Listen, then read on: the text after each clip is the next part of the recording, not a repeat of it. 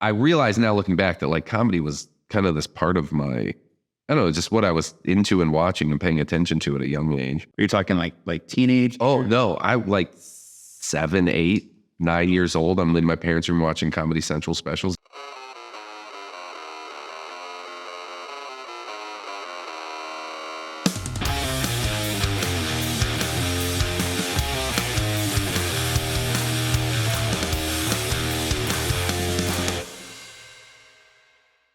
It's happening. It's happening. Awesome. Thanks, James, for Hey, I'm getting a free haircut. Thank you. Right? Is this free? I'm not paying for this, right? I'll bill you. You'll get the invoice. So you're out here in Austin. Yep. You don't live here in Austin. No. You're from San Diego. San Diego. What part specifically? Like North Pacific Beach, North PB. North PB. Okay. So I grew up from 10 to like 21-ish in Temecula. Okay. So most of my friends basically settled in OB. Yeah. So from when I moved back to Orange County, when I was living in Newport, on my weekends to find a more relaxing spot, even the Newport in Huntington is known as like a very surfer, chill, relaxing, and Laguna is awesome. I needed something even more chill. Yeah. And that was OB. Oh, very chill. So my friend, super chill. It is beyond chill. I mean, it to me is the best representation of what I imagine that stoner surfer culture was like when surfing was really coming into its own. Right.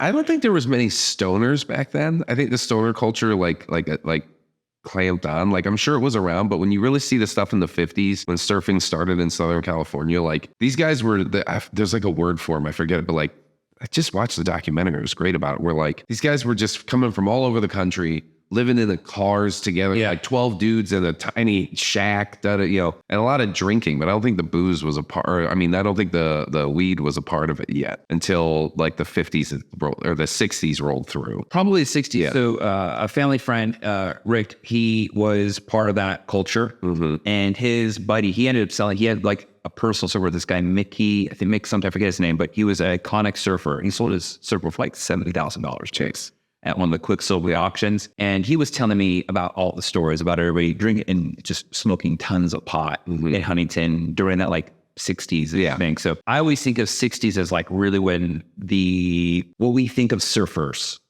as being that like chill, probably smokes pot, that kind of transient life. Ever since I moved there, it's really kind of funny. Ever since I moved to San Diego, and you see guys like me that do other things, but like we try to go surfing whenever we can. And you see the guys that like they surf every day, but they literally rinse off because they surf at 5:45 in the morning, rinse off, put a suit on, and go to work. There's those guys. And then there's the guys that are like, these guys grew up here. They've been surfing their whole life. The culture is the thing. Everyone, I don't know how much of it is that they're stoned. Because the chill vibe that they give off now that I surf some, is like, they're not like, yes, maybe they're stoned, but they're exhausted because they surf 3 times a day for 2 hours or 3 hours at a time. Like you're so wiped out after surfing. I'm like, I think their chill demeanor is just like, they could take a nap at any moment. Probably because their body is physically exhausted. I also just think just even being in the salt water is a very zen, relaxing state. It's really grounding. One of our friends from high school who moved down to OB worked at the surf store just so he could, on his breaks, go surfing right there and then come right back. Yeah. And he would. I was like, Jeff. Really? He's like, yeah, man, that's if you can get 2 waves in. Yeah. It's like, why eat lunch? I could eat lunch behind the counter. They're not going to care. And I thought that was really, I thought it was humorous. I had a buddy that he waited tables and he would get a 45-minute break for lunch. Same kind of thing. Yeah. And he got a job at a restaurant that was right by his house. It was like he could skate to the restaurant. He would literally skate home, grab his board, jump in the ocean, catch 2 waves, go to the same thing. And if you tell this to anyone who's never been to San Diego or been around surfers, they think you're making this up. No, it's a real thing. It's a real thing. It's a real vibe, a real lifestyle. The idea, when I would tell individuals who've never been, I grew up in California until 2020. I moved here before the big migration. You started it. It's your fault. It's your fault. I would tell people like in March to like May, you could go surfing if you got a couple hot days and you have your winter suit on, and then in that same day, if you wanted to, you could also go to skateboard. Yeah. I haven't pulled it off, but I have had friends that were like, they're up in Big Bear. Yep. They ski the day before. They wake up, they go ski, And then they leave at lunch, haul ass home, Yep. and then go surf. I've had it the other way. They wake up early, surf, and then they go night ski. Yeah. Either way, Pretty amazing. nobody believes you. They think this is like bullshit. It's doable. It's not hard, but it is like you have to choose this. It's not an accident. No, because it is a 3-hour drive. It's a choice, and wherever you're ending up is where you're going to want to sleep. Yeah. You're not going to want to drive back from the buildings at night. You're going to want to stay the night and then wake up and then go skiing or snowboarding and then head down. Yeah. Yeah. It's a real thing. So yeah, so you're out here doing comedy. Yeah, hanging out with comic buddies of mine. You know, like I said, some buddies of mine that I started with 10, 11 years ago. They live here now, and they're doing really well here. And I have a daughter, but she was with her mom this weekend and for the holiday for Thanksgiving. And I was like, you know what? I got a week. I'm going. So I hit them up and I was like, hey, is it cool if I come out? And they're like, yep. And so I've been doing shows and hanging out with them, and it's just nice hanging out with my buddy. You know, It's fun. yeah. That's awesome. You and I, this is our first time physically meeting. We've chatted a few times through Instagram. Yep. I posted something and then I realized that I was like, this is James Schaefer. I'd followed him. I was like, who's this guy? Because I have a little bit of it. Anytime I see that, I get a little bit more intrigued. Yeah. Because I saw your image because, they're super tiny. Wait, I was like, this guy's face looks familiar.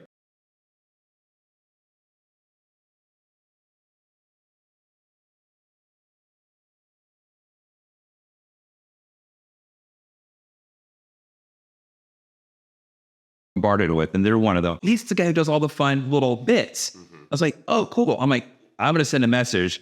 Fingers crossed you replied, and you did. And now you're here. Yeah. So it worked out. I needed the haircut. That's a You're like, fuck the podcast. I needed the haircut.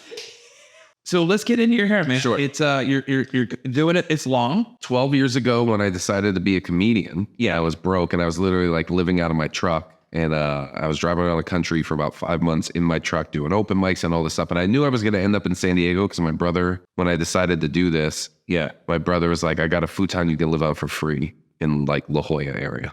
And I was like, Spot to live. Yeah, I was like, you are underestimating how long I'll live for free on a futon in La Jolla. So that lasted like 2 years or whatever. But so that was 11 years and change ago. Okay. And I remember when I left Florida, I was like, you know what? Haircuts cost money. Yeah, when I cut my hair. So I just started growing it out. So I think in 12 years, I've had maybe 4 or 5 haircuts total. Okay. And the last 2, and this is my only note.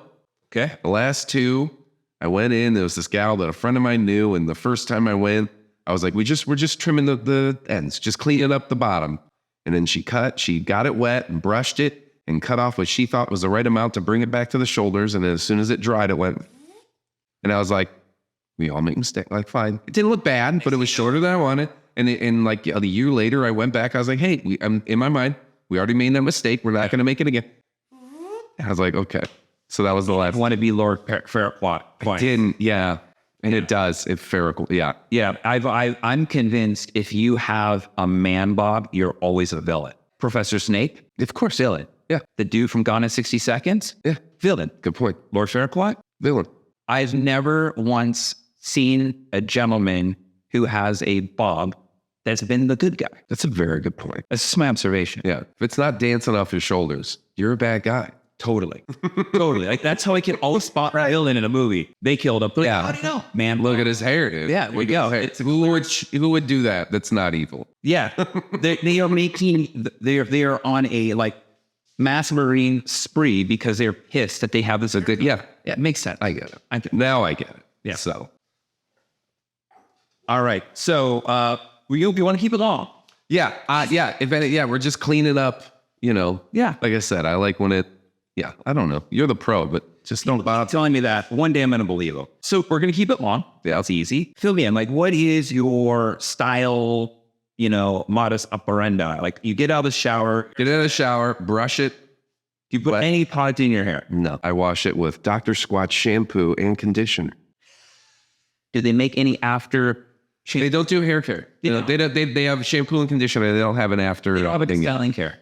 That's interesting. He's men into things. We just got him to use deodorant, natural deodorant. natural deodorant. They're shampooing the stuff. Yeah, I don't know if that's on the plans for Squatch. If they're going to do it after. Because also, this is the other part. Most men don't have our hair. No. So, like, I go through a lot more of the shampoo and the conditioner than most guys. Like, Do you shampoo every time, or is it like okay? and they even tell you that's I like that when they did it. Like the shampoo actually only say like you should be doing this pretty much every other day, or even like 3 times a week. I do find that there is. I'm not promoting not washing your hair. I do find that people have a tendency to over wash more than they need to, based off their lifestyle. Like if you're training and you're dripping sweat, you're gonna need to clean your scalp. Yeah. But even then though, I've noticed that too. Like, yeah, if you get really, really sweaty, like rinse the crap out and like get it in there and rinse and rinse.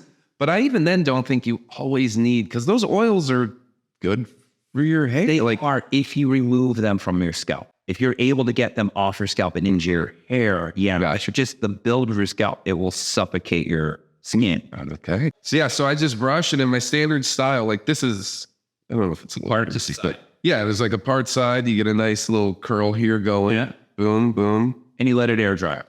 Yeah. No blow dry. Never. Okay. Are you using a brush or a comb when you go through? Brush. Wet brush. And what brush? Specifically the wet. That's the one that seems to work the best. Those are nice brushes. I use one similar to that. It's by a company called Ergo. I just find that the bristles are just a little bit more rigid. Mm-hmm. So I'm able to get some thicker hair. If I use the wet brush, those are great. I just think that the Ergo one just kind of gets through. I'm geeky about that. It's my profession to be. Yeah, it should. So like, I want you to know what you're talking. I would hope so, right? Yeah. I geek out on like those little micro things. I'm like, well, you don't understand. At the ends of the bristles, they have these little balls. And then people look at me like, what do the balls do? They are massaging. So what will happen is on some brushes, like there's one called a Denman brush. It's like a black brush and has like a red, orangey rubber peel and white bristles. Those do not have, they come to like almost like little, I call them like little spikes. They're not very round and they're not very soft. It was never really designed to be used on your scalp. It was actually designed to brush out roller sets on women. So they roll their hair up, they would brush it out, right? They take off that rubber piece and they put a new one on for the next client.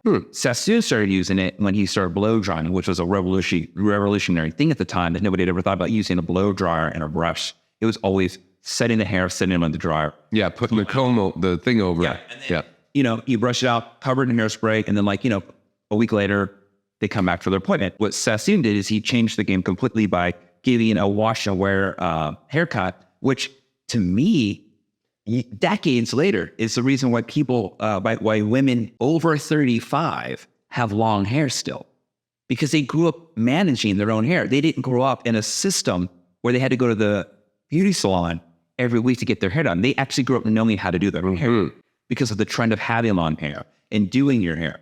So that's why Jennifer Lopez is over 50 or 50, maybe she's 51. I don't think you should be saying it publicly. Well, we know her age, Wikipedia, all right? But the point is, I've always said, 50 used to be Golden Girls. 50 is now Jennifer, right? The hairstyles were all these short, curled sets. My only hypothesis is that Sassoon did more for hair than just give cool haircuts. He completely changed the way women approach their hair because they grew up blow drying their hair, where their mother, they didn't. Yeah. And I noticed that because, my grandma, she did the curler thing. My great grandma did the pumps, but my mom had the long hair. And if you think about remember every 80s movie and early 90s TV show, every girl in high school, their excuse for not taking the phone call from the boy was like, she's brushing her hair or she's washing her hair. Yeah, exactly. We completely derail. So I want to brush out your hair and just see where we're at.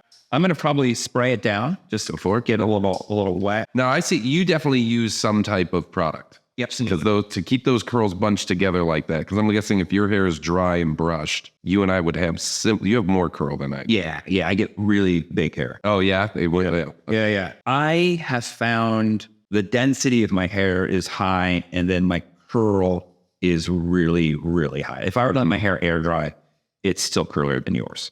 Yeah.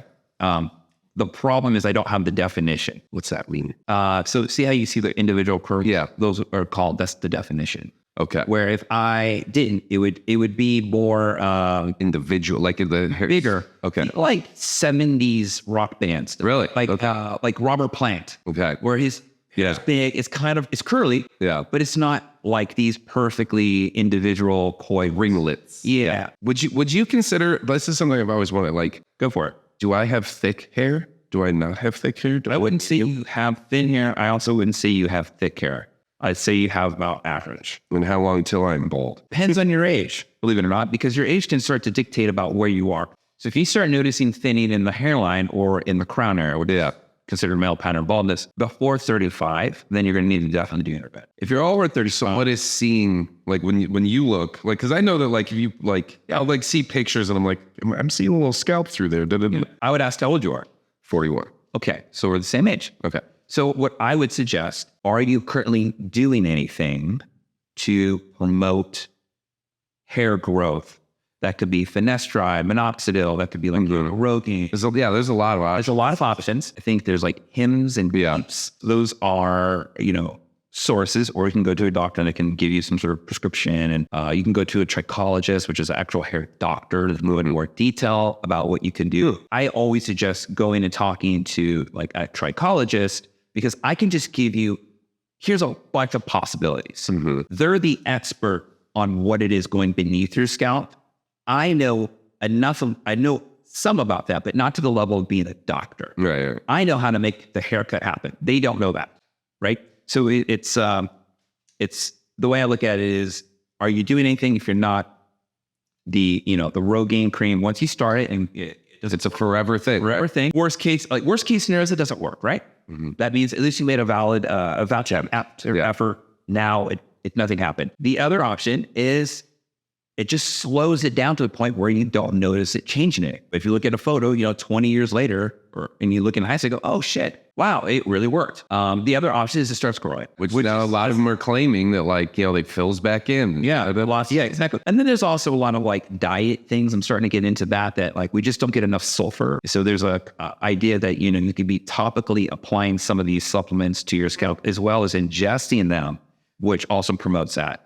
That's something that I've noticed with my wife and some of her friends who have been doing this concoction of supplements, and their new hair growth is extremely noticeable because they're not doing any chemical services that would break the hair. They're not lightening the hair where it's break. They don't even color their hair. And they're not crazy blow drying flat iron where they're going to create a lot of, heat, tension. Like trauma to the hair. Yeah. Exactly. So they're pretty much letting their hair air dry and not tighten it in really tight elastics. And there's all this little hair growing up all over. And if I didn't know any better, I would have thought their hair's breaking off. But I know that they're not doing anything. New growth. It's all new growth. And it's been a combination of sulfur. I do know that diet does affect a lot, and if we're not getting something, you become deficient in it. And it shows usually in hair, skin, and nails first, right? There you go. So, yeah. And, I also think, too, it depends on when you're dealing with gentlemen, and particularly because there is something called male pattern baldness for a reason. It seems to live exclusively with dudes. Yeah. And I know, like, there's a lot of it is like tied to testosterone and stuff, and like higher levels of testosterone actually causes more baldness sooner, and I'm pretty sure. And I haven't gotten into all that, and then a lot because it's very confusing, because some people will say that it's not just testosterone, it's the amount of like what kind of estrogen or like free floating estrogen, and I don't know, because I know a guy, a friend of mine, he when he was younger played around with steroids to be a bodybuilder. And now he has to be on testosterone because he's kind of like messed up his body in a way. And you would imagine with the amount of testosterone he's taking, it's not a lot, but for some people it could cause baldness, but it's not doing that with him. So I do think there's also this predisposition of genetic component where the body is like, we're not losing hair. my problem is like I looked at my dad. My dad was extremely thinning in his 50s. Okay. Both of my grandfathers were bald. Okay. And I'm like, I'm fucked. And so that's why, and also that was part of this. I was like, I'm going to let this grow and have the greatest, most fun haircut there is. Cause I love having long hair. I don't know what it is. It's just, It's fun. it's so fun.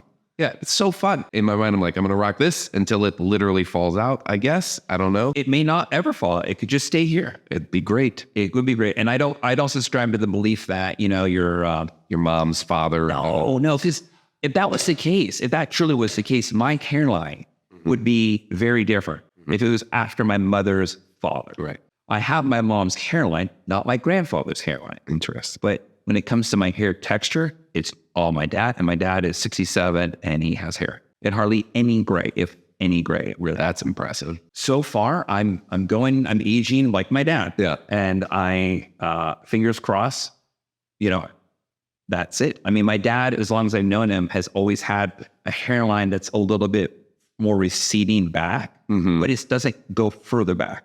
Does that make sense? Like his hairline is just It was always that way. always that way. I swear these are getting a little deeper. It's just going to happen. Yeah. Question is, can you slow it down? Right. Possibly. Are you doing anything to try and slow it down? Are you pumping the brakes on hair loss? Yeah. That's your call. You could not just keep doing what you're doing, or you could add a step into when you get ready. And then it's funny because like you see, there's like the whole testosterone replacement.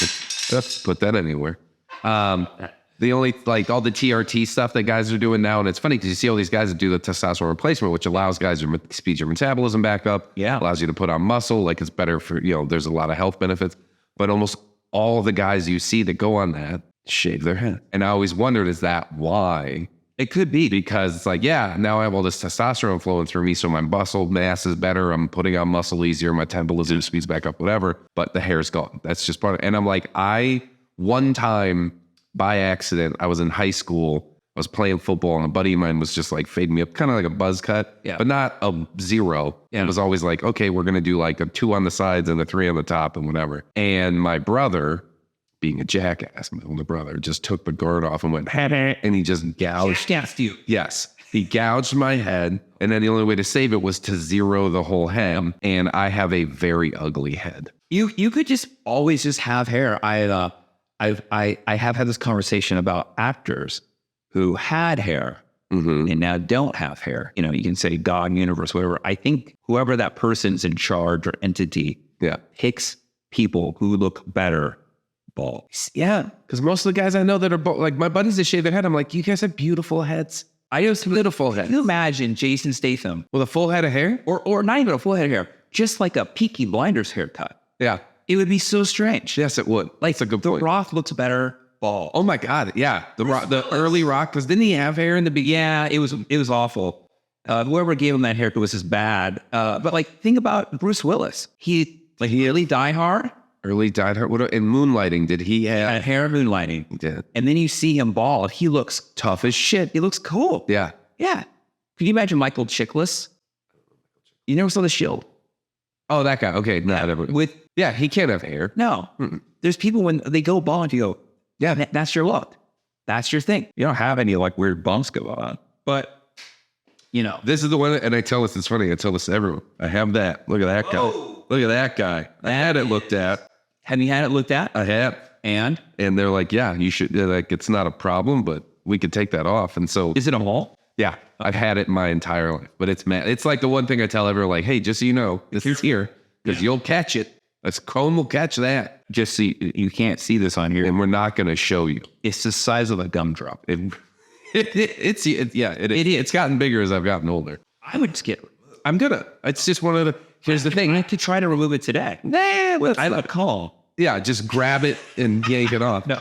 It's what's funny is though, and I think this is the reason why I have it is like, especially once I started doing the commercial work and stuff. It's like, well, if we're shooting once a month, for them to go into the doctor and have them take it, they're going to shave an inch all the way around it. So they get all the hair out of there because when they cut it, then they pull it together and they sew it. See, and they don't want hair in the whatever. You know what? So I was like, well, I don't want them to do that. All right, hang on. After this, I'm going to message my buddy out in California who had one right here on the top of his head. Yeah. Turns out it was precancerous, but he did not shave. They didn't shave it. They did it very... Yes. Okay. I will find out who did that. Let's do that. Pass that on. I also know a girl who had a growth about that size right here. Mm-hmm. And they also did it without shaving. Oh, no. Maybe we've gotten better at it. The good news is I have a friend who is a doctor. She's a surgeon. I showed it to her and she's like, we're doing that in the garage. Okay. It's really funny. Like I have a couple of friends that are surgeons and physicians. They'll like all be hanging out and they'll have like, we had a big party. I forget what it was. It was a big football game, whatever. It was like, all the kids are in the pool, we're cooking out. Yeah. There's, and there's like doctors everywhere. They're all different types of surgeons. And one of them, somebody brought up, like somebody wasn't wearing a shirt and they had like a bump on their back. Yeah. They're like, oh my God, you got to get that. hold on. And they literally broke out a doctor kit and just start the guy laid over the ottoman, and they did a little surgery and pulled out the little, and it's a cyst under there. And they're just doing it and like full legit, like lay the mat over it, wipe it with the alcohol, clean it up, put the gloves on. Here's the thing, pull it, whatever. And then another guy was like, well, I got 2 on my, that guy stepped like, it was like a conveyor belt. And they're like, this is what like drink in hand. Pull. I was like, this is what doctors do. Yeah, I mean, having a party and having a house full of doctors is great in case somebody got it. Is, especially once I had kids and like they all have kids and like our kids all play together, knowing that at any moment I have 3 doctors I can call if I'm freaking out as a parent because something dumb happened. Like one time my daughter and I, we were watching a movie and we had popcorn, and that's a whole topic amongst parents and children. At what age can your child have popcorn? I didn't know that was a hot. Oh, apparently it's like a thing, like before 6 or before 5, you shouldn't let your kids eat popcorn. But like, I ate popcorn my entire life. You ate popcorn your entire life. My kids have had popcorn since they were like 3. And the biggest issue is that if something happens and they breathe in, they can aspirate the popcorn into their lungs, and then it can sit there and then become infected, and it's all. Yeah, no, I understand. I guess now I just never thought of popcorn as being a danger.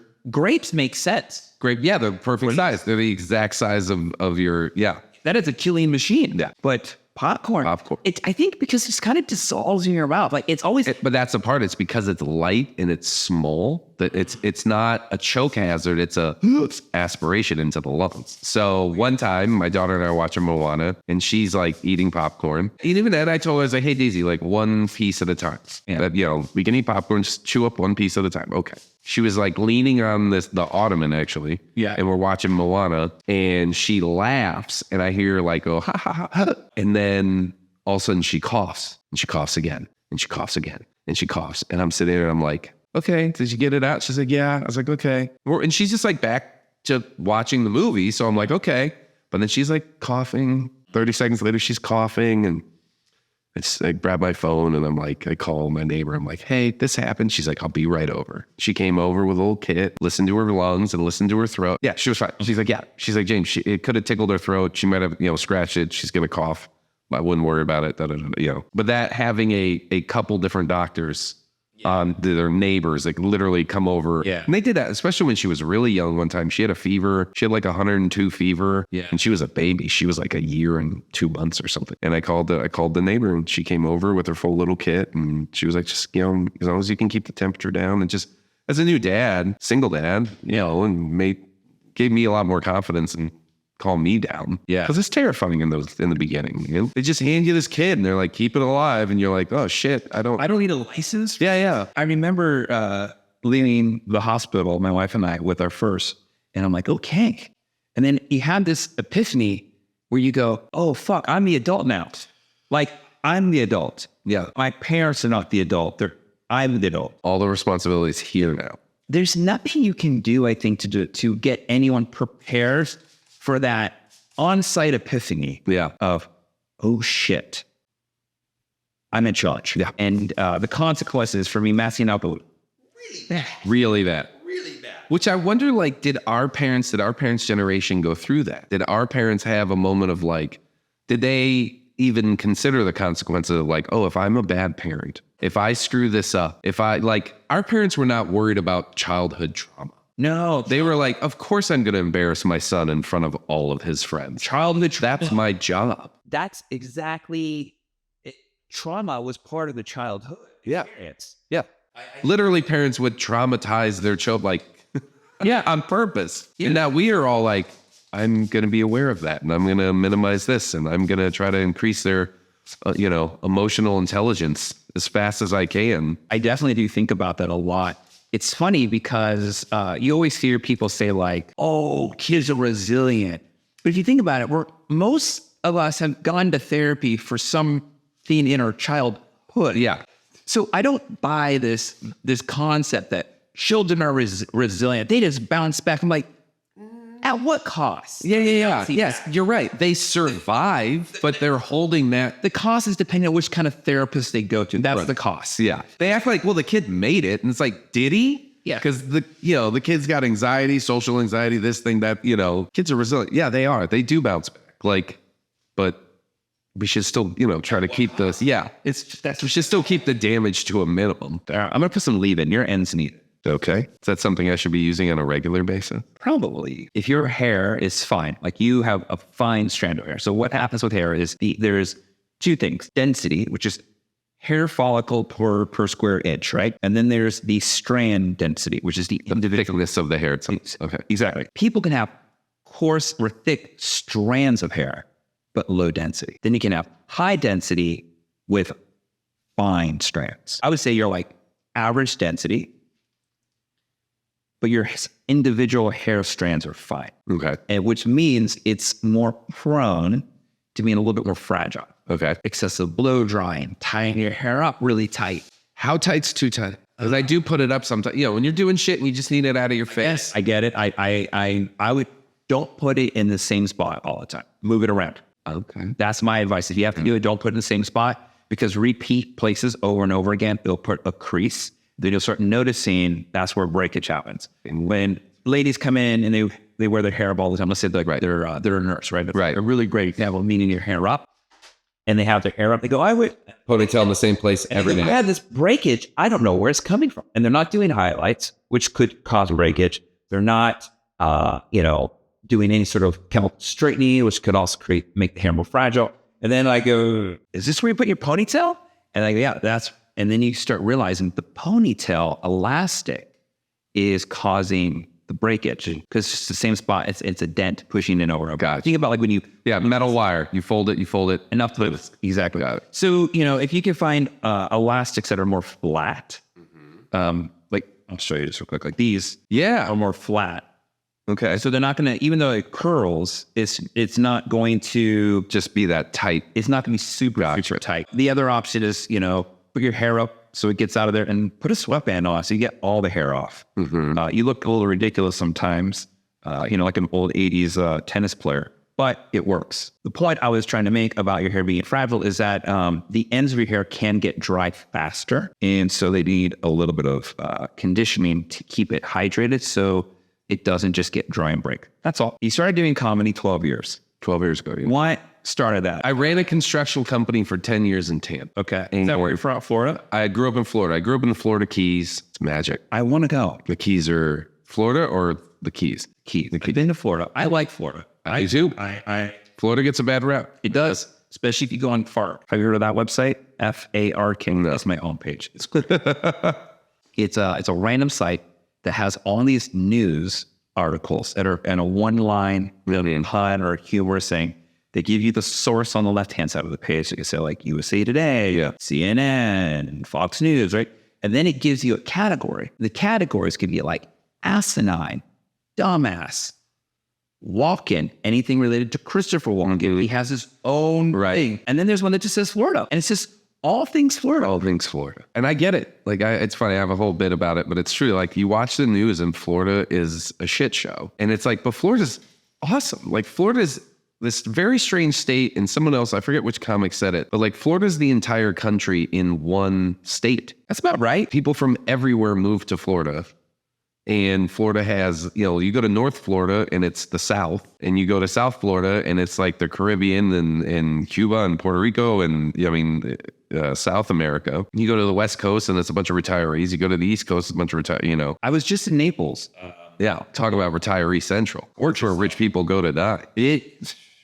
Somebody referred to it as heaven's waiting room. Yeah. Actually, Naples reminded me a lot of Newport Beach. I can see that. Yeah. Big. The houses were bigger and closer to the water. So Florida gets a bad rap. I loved it. South Florida, the culture, the music, the food, from all over the Caribbean and South America. Like in Tampa, I love that. Hockey team? I lived in Tampa for 10 years. That's where the construction company was. Orlando, I don't like. Orlando is a shopping mall from tip to tip. The whole town is a shopping mall. I really never spent more than, I think I was in Orlando for 16 hours. Yeah. I flew in, did a photo shoot, next morning, flew out. Zero culture. It's all like they just built. They built Disney on it. Yeah, they built Disney and a college on a swamp. Yeah. But like Tampa has got tons of culture. St. Augustine, tons of history and culture. Jacksonville, tons of history and culture. The Keys, Miami. So like I like Florida, especially the Keys. Like I grew up in this, and I know that now more than ever. Like it was a magical tropical paradise to grow up in. Yeah. But I was always a kid that performed. I did theater, I did talent shows, I did like I said, community theater through middle school and high school, but I also I played all the sports. Comedy, I realized much later once I started doing comedy, like it's always been weirdly a part of my life. My family would be in the living room. I have two older brothers, and my parents and my brothers would be out in the living room, like watching a movie together. And I'd be in my parents' room laying on their bed watching Comedy Central. And I look back now and like I used to recite Bill Cosby's whole album like himself. I could like recite the whole thing to my dad and make my dad laugh. And God damn it, son of a bitch. And that whole thing. We used to think our kid, or it was this whole skit about him and his brother used to think the names were son of a bitch. Yeah, yeah. That made me laugh hysterically. And then the other part of his comedy, it's the one where he's like sitting down the whole time, right? Yeah. Sitting in the talking about like, you ever get an idea and you go to the room and you forget what you're doing? Yeah. The idea is sit down, because the idea that you had, like, it goes right to your butt. And if you sit like, and I was like what, 12, right? And I was like, so now if I ever forget, I just sit down, right? And they'll come back. It does. You just kind of go, oh, that's what. Yeah. And now you're in the room where you needed to be. Where you needed to be. Yeah. I realize now looking back that like comedy was kind of this part of my, I don't know, just what I was into and watching and paying attention to at a young age. Are you talking like teenage? Oh, no. I like 7, 8, 9 years old. I'm in my parents' room watching Comedy Central specials. Like I got exposed to comedy really young. I remember I was 5 or 6. And a friend of my dad's had taped Whoopi Goldberg's HBO special. Okay. Which it was kind of filthy, even in its day. Yeah. Or especially in its day. And I watched that when I was 6 years old. And then Eddie Murphy, I saw those. Eddie Murphy's raw. Oh, yeah. And I was way too young to probably see it. But that was the thing, is like I was the youngest of 3 boys. So I got exposed to things earlier because the parents were just like, well, We tried. We fell. he's in the room, it's probably fine. And so I realized once I was in the comedy, like, oh my gosh, like I've been watching this and paying attention and in a way studying it, if you will, since I was a child. But then I'm in Tampa, I'm running this construction company, not super happy with what I'm doing. Like I'm not fulfilled, but I had a beautiful little life. I was married, I had stepkids, great woman, great kids. And we had the beautiful little American dream. We had a little house in a great little neighborhood. I had a little sailboat, a little catamaran, and then I was flying airplanes. I had my pilot's license and stuff. And it was literally like everything you're supposed to be. Like you should just be a happy person because your life is, you have the 2 kids and the picket fence. It just reminds me of that opening scene in Fight Club. About right. You have all the stuff. Things. All the boxes are checked. Yeah. Yeah. For some reason, I wasn't miserable, but I wasn't fulfilled. There's a void. There's a void. Yeah, I get it. I started doing, I saw an ad in a paper for this improv group that would perform like within a mile of my house. And I reached out and I was like, hey, like, I've always, I've done theater and I've always liked performing. And can I like join your group? And they were like, no, you can't. If you've never done it, you can't just join the group. They were like, but there's this class. We're all a group of us are going to take this improv class. You should come to the class if you're really interested. So I signed up and I started every Monday going to this class and I loved it. It was great. I learned a lot. When you say improv class, it's like you need a topic and you... Long form improv, you take a suggestion, you kind of learn about scenes and the construction of scenes and where you're going to find the humor, like the UCB crew, they call it game. Somebody initiates a scene based on whatever. The hardest thing to do, which people don't realize, is just respond normal. Just be because people don't realize, like, we're improvising right now, you and I. Absolutely. We haven't planned this. This isn't scripted. Everything that's coming out of your mouth and my mouth is just what's being inspired by what is happening. Yeah. Well, when you're on stage, it's the exact same thing, but it feels weird because in your mind, you're trying to be funny, or there's people watching, and it makes it harder. There's pressure. There's pressure. Right now, there's no pressure. There's no pressure. It teaches you to be calm and in that, and then to find like the weird thing, like what stuck out, what shouldn't have happened, and that's like the game, and then you follow that, and then you build on that, and that's how you create, that's the kind of simple form of creating funny scenes. And so we started taking the class, and I really liked it. And then within 2 weeks, the guy that I had talked to was like, "Oh, dude, come join us. Like you're good." I had some ability, and so you're only doing this for how many weeks now? So 2 weeks? 2 weeks in the class. And he was like, yeah, come join. So then I was taking this class every Monday for 3 hours. And then we were improvising. We were doing the show that they do every Thursday for over an hour. And it just turned into like, all of a sudden I'm, on stage performing and doing stuff 2 nights a week. And it started really inspiring me to write and stuff. And I will say this, before that, when I was in college in Orlando, I was having a rough time. It was another thing where like, I'm in school because that's what's expected of you. I had no goal. I didn't know what I wanted to do. I had no idea what I wanted to be, whatever. I had some pretty serious depression at times. So I started seeing a therapist, and she kind of was like, well, you need something that like is good for your heart. Like what's something you've always wanted to do or like doing? And I was like, I love performing, and I always thought comedy might be neat. And I'm like 20 at the time. She was like, all right, well then, you should do comedy. That's your homework. You have to go sign up for an open mic, write some jokes, get a notebook, write some jokes. Yeah. So I'm in college. I get a notebook, 3 months. She's like, in 3 months, you have to do an open mic. That's how much time you have to write some stuff. And I signed up and I did it. It was terrifying, but I loved it. But also it went well. You hear most guys first time on stage and it usually doesn't go well. Yeah. I was in the other boat where it went really well. You killed it. It scared the shit out of me. I didn't do it for 10 more years. I think it's interesting that you realize that it was scary being a success. Yeah. Because in my mind, I was like, how am I ever, like that went so well. How will I ever top that? You point out something. I have this theory that people choose to not follow their dreams because when they get bits or flavors of the hors d'oeuvres of success, it's new, it's unfamiliar. They don't know how to actually like recognize what that emotion is. So they resort to something familiar, which I've always said failure is familiar. So you make this choice to go back to something that is comfortable. Yeah. At the same time, it's also miserable. Yeah. And the whole time, like, if I only just, done that. But also, if you don't try, then you don't fail. Especially like you said, like you get you're okay at something. Like, oh wow, you tried that. You had some natural ability there. That's great. It's like, okay, but like, what if I keep trying and I never do it well? What if I fail? And I'd rather. And I've learned this about myself. I won't do things, or I should say, in the past. More now, I'm more open to be like, fuck it, let's fail all day. If I was concerned I wouldn't do well at it, you have a way to do it. It took me a while to figure out that most of the time in my life when I didn't push myself, it was because I was worried of actually getting what I wanted. Yeah. It's insane idea because on every sense of like every logical thought, you would not do that. If your friend was like you, and you were telling your friend who's doing everything, you'd be like, you're an idiot. Get out there. You're good at this. Yeah. But when it comes to like,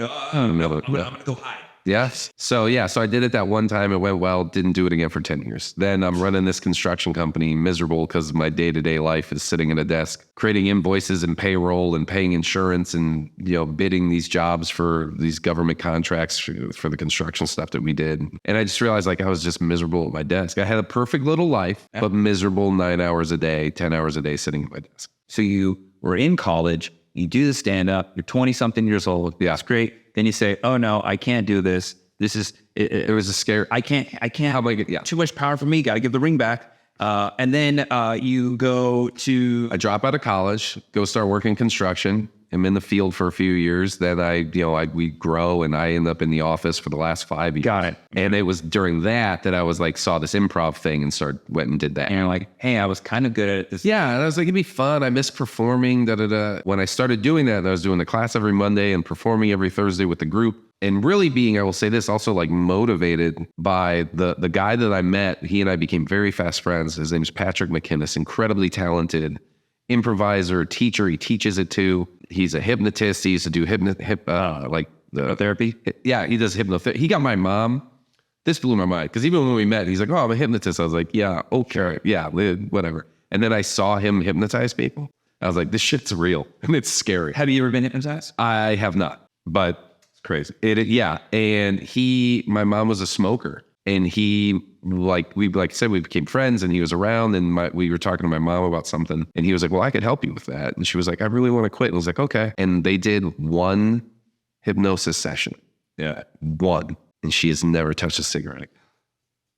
It blew my mind. And seeing him hypnotize people in person was like, this is crazy interesting. So every time you watch Office Space, you're like, that shit is real. Yeah. So he was really supportive. And especially like once I started doing the comedy and the improv, I started writing a bunch. And I started realizing that a lot of what I was writing was stand-up. It wasn't sketch necessarily. It wasn't like scripting. It was stand-up jokes, premises, and, punchlines. And so I just, all of a sudden I had this creative bug where I was writing a bunch and I was performing twice a week. Coincidentally, I decided I wanted out of construction. Like it just wasn't for me. Well, this is kind of old. At this time, you're married. I'm married, 2 stepdaughters. And it's a big choice to say. I was like, I talked to my wife about it. She was like, yeah, like she get it. And she's like, well, what are we going to do? And I kind of had some plans, and I was putting together like business plans of things I wanted to do that actually interested me. Cause I just like, I went and started working construction cause I dropped out of college, and my uncle ran this construction, and he was like, my dad was like, go see what he's doing. It's a soft landing. Yeah, exactly. It was a soft landing with a guaranteed paycheck. And that's kind of what I realized is 10 years later, I'm sitting at this desk with all this paperwork in front of me, and I'm like, oh shit, I'm still doing it because I can. I never stopped and was like, this is what you want to do? Is this the life you want? That it had nothing to enjoy it, any of that. It was just like, oh, I can invoice things, and I can fill out insurance forms, and I can do estimates, and I'm smart enough to do the job. So I kept doing the job. Everyone was kind of supportive of me getting out of it. My family, my wife, Even uncle. He was like, what was interesting is even when I started, he was like, yeah, he's like, hey, come out for 2 weeks. You don't like it, leave. 2 years, you don't like it, leave. I don't get, I think he was a little shocked because we were like 10 years in. He's like, remember like 10 years ago when he told me I could leave whenever I want. That time is now. It's now. But everyone was supportive. And during that transition of getting out of the construction company, my wife and I at the time we just talked a lot, and we figured stuff out, and we got to the point where actually we were like, well, do we still feel like this is right for us? Oh. And we came to the conclusion in like a very nice, it wasn't fights, it wasn't aggressive, it wasn't like somebody was cheated or hated or any, and we went and talked to a therapist individually and together just to make sure we weren't just being lazy and like whatever. Therapist came back and was like, she's like, I think we could work on the issues that you guys do have. I think those are solvable, but I don't think you guys want to be married anymore. That's what it sounds like to me. So I think you guys should just take 6 months, don't sign anything, go your separate ways. After 6 months, she's like, some people I tell to do this, they come back and both of them are like, I miss you, I love you, I'll do anything it takes, we'll do the work, let's make this work. And then the other 50% are like, we've never been happier. And so that's what we did. But once all of a sudden it was like, wait, now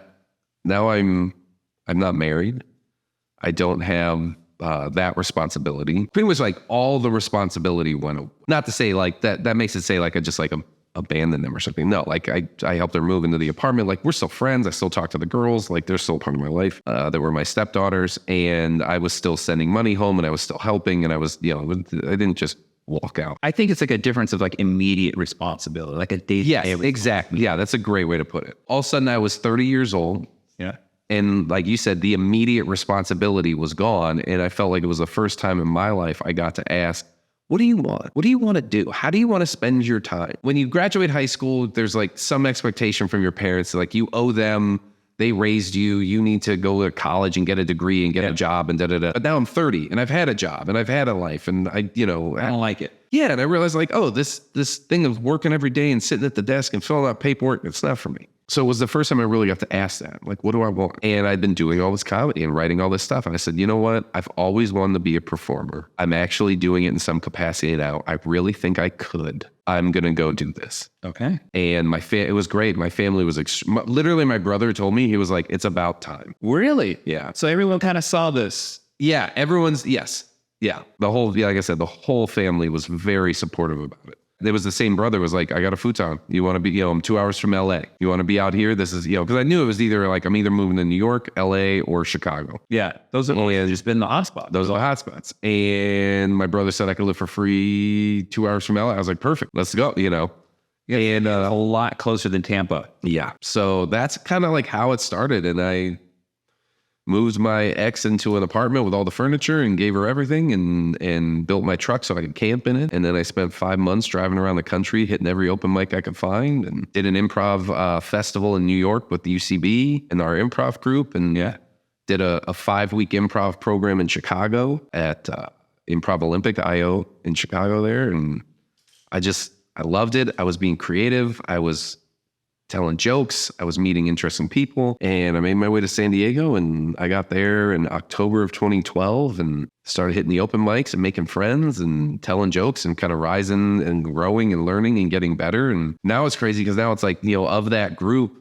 I'm out here staying with Brian Simpson, Asan Ahmad, Derek Poston, and these are guys that like I've started with. And now it's like Brian's got, a Netflix special. Yeah. Asan and them are all doing really well, and they're at the comedy mothership. And it's really cool to see. There was this one class that I was in San Diego. It's kind of like when you start, like that's the year you start is kind of like your class and your scene. Your cohorts. Yeah. Our whole group is like doing really well. It's really interesting and fun because we're all like 10, somewhere between, we're all like 9 to 11 years in, 12 years in of comedy. And of our group, a lot of us are doing, like I landed these commercials, and it's not comedy. It's not on stage. I don't have a Netflix special, but like I make a living writing and producing and being in commercials that sell. The soap is fantastic. I did stuff with William Painter, which is like a sunglass company that I learned a lot from. Now I'm working with a brand called Hollow Socks that make alpaca socks. And it was really interesting. Like the Squatch, the success of Dr. Squatch and the commercials we made opened up this huge, like these opportunities for me where like people were coming to me. And like, I got hired. Somebody saw me do a show on a random Thursday that worked at the marketing firm. Okay. Raindrop. They literally a week later had a meeting with this new client, or a kickoff meeting about this new client, Dr. Squatch, that they were going to make a video for their YouTube ads. And they had an idea that like, okay, we need like kind of like a manly looking man that looked, an outdoorsy, that's funny and engaging. And they literally the week before that, they had randomly seen me on a Thursday at a club do a set. And somebody was like, what about that guy? A week later, I was in their office and we talked about it. 2 weeks after that, I turned in a 5-minute script. 2 weeks after that, we turned together a 5-minute script into a 3-minute script. A month later, we shot it. And then a year and a half later, it had 100 million views. It was crazy. And yeah, it's nuts. And the fact that it all happened by accident. I wasn't supposed to be on that show. It was a last minute thing. They weren't supposed to be there when they saw it. They were like, that was a last minute thing. It's funny you said you were supposed to be there. George Carlin has a bit with the English language, which Carlin took great issue with the English language at nauseam. One of the phrases he had a problem with was wrong place, wrong time. He goes, no, your events of that day led you to that place. He goes, it's right place, right time. Yeah. It's not wrong place, wrong time. I feel that now more than ever. Like I look at my life and all the community theater I did and the stuff and I'm like, oh, everything that didn't make sense to me. Cause I've always been like, I don't know, I want to say like traditional. I guess I don't know what that means, but like, I played football and I was a cheerleader.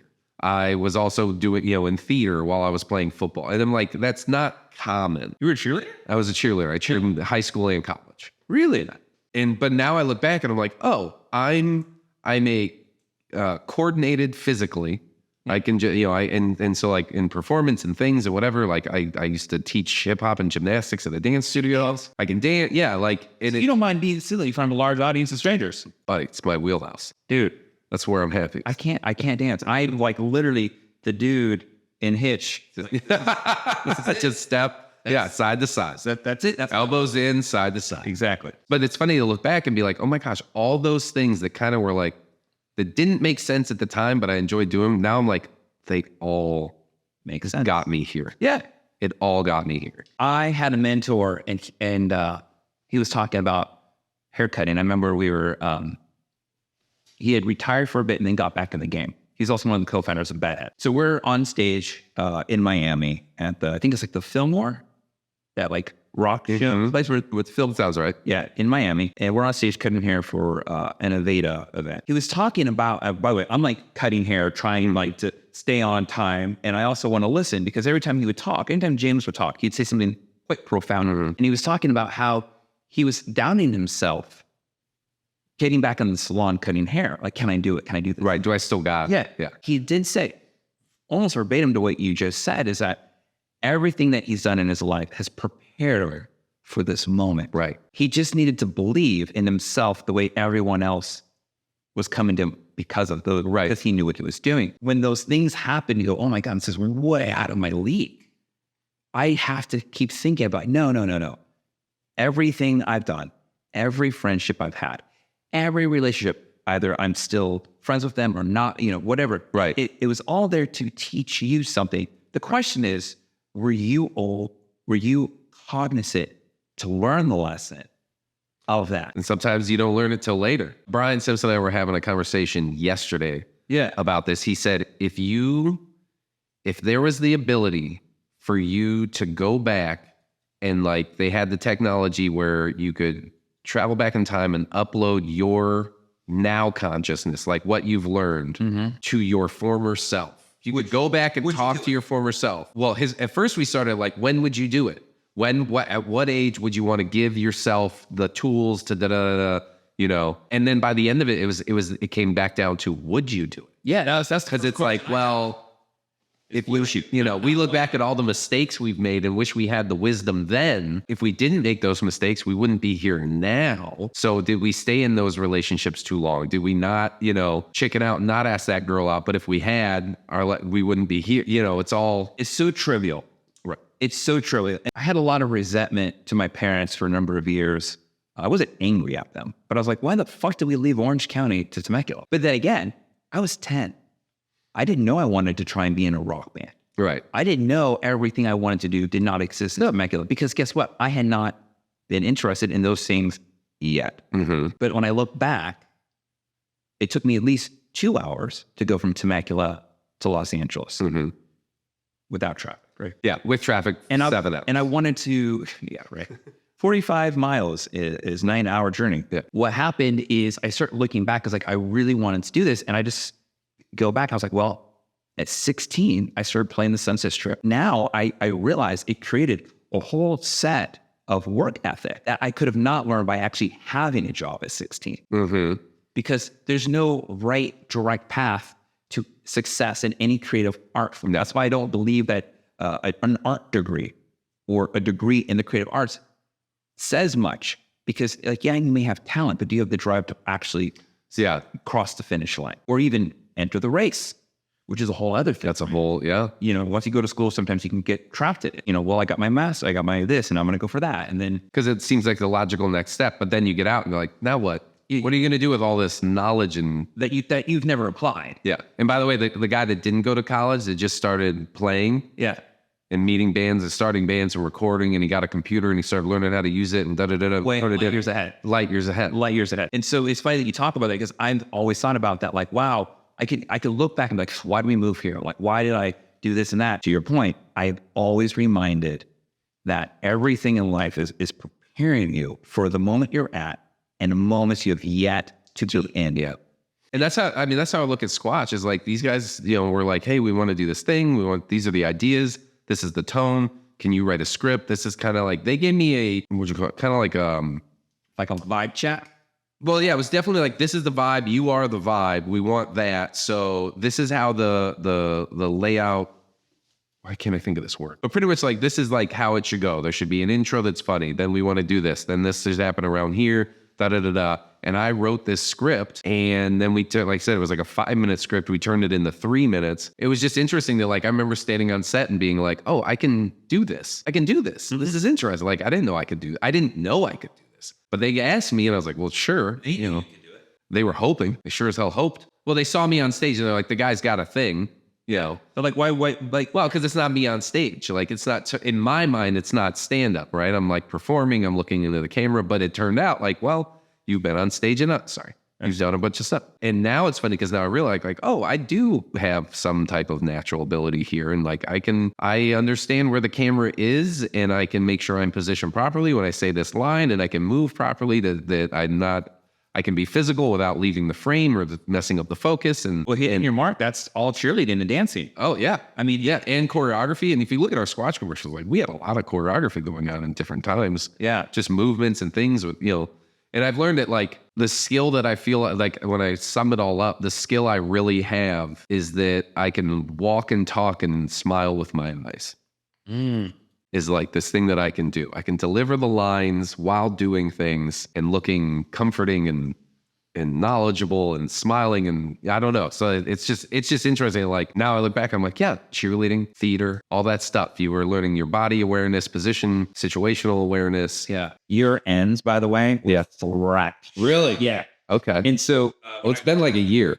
Well, I would explain it. So when I pulled everything down, you had some pretty crazy disparity of short and long. So I tried to find the middle ground so I don't give you Lord Farquaad haircut. Yeah. But at the same time, if I don't cut that part that's slowly breaking off, it's going to end up on the floor one way or the other. And so what happens with dry hair is the cuticle gets rough and flared because it doesn't, it's the difference between using a nail clipper and then biting it off. Which one's smoother? Right. The nail clipper, right? But when you rip the nail off through biting it, it's like rough around the edges. Yeah. And what happens is that part of your hair that breaks off from wear and tear, just being in salt water, sun, whatever, it's like a Velcro. So grabs other hair. And now that starts making it get a little rough. So this is why it's nice to, even if you got a haircut, you should be getting a haircut not once a year. If you're a once a year, tell me what's the right number? Okay. If you're like the bicentennial haircut guy, I would do it at least once a season.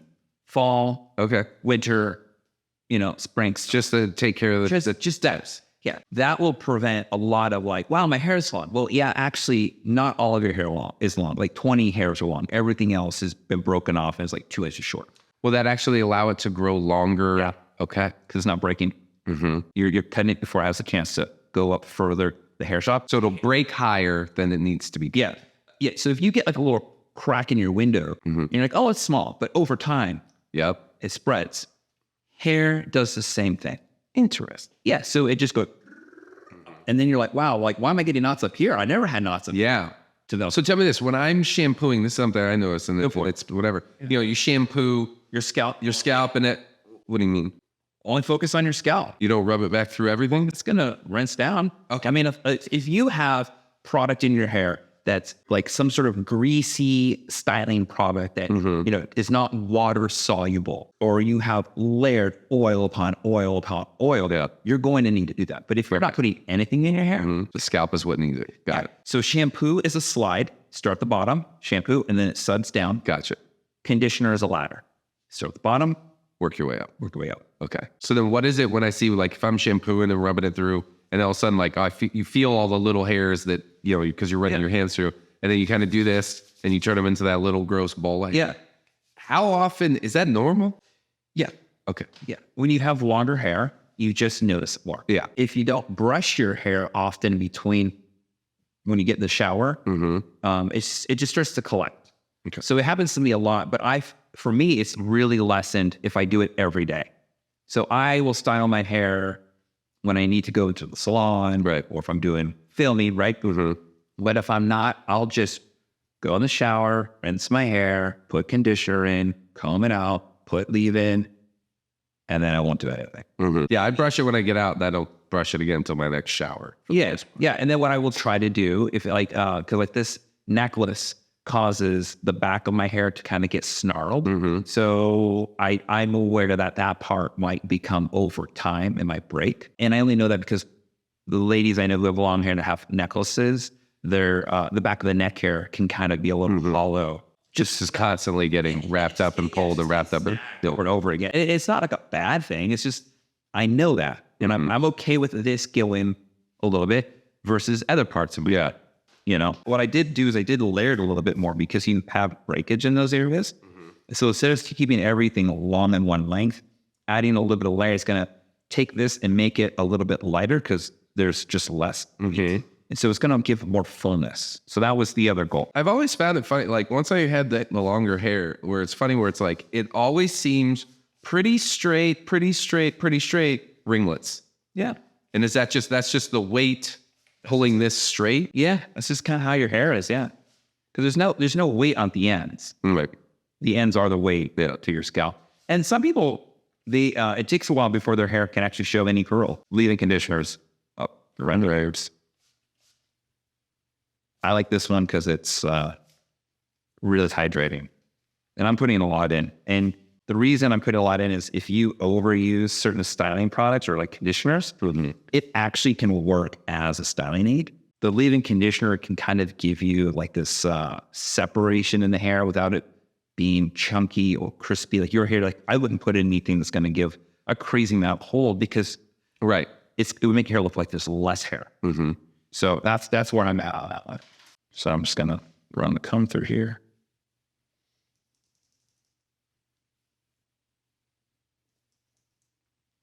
How did you get in the hair? Funny enough, it was, I was dating this girl, and for Halloween, we decided to go as goth kids for Halloween because they celebrate Halloween every day. Right. So we decided to celebrate them. Funny enough, she actually now lives here in Austin. And what happened is I was helping her do her hair for Halloween. I was crimping it and curling it. I had no idea what I was doing.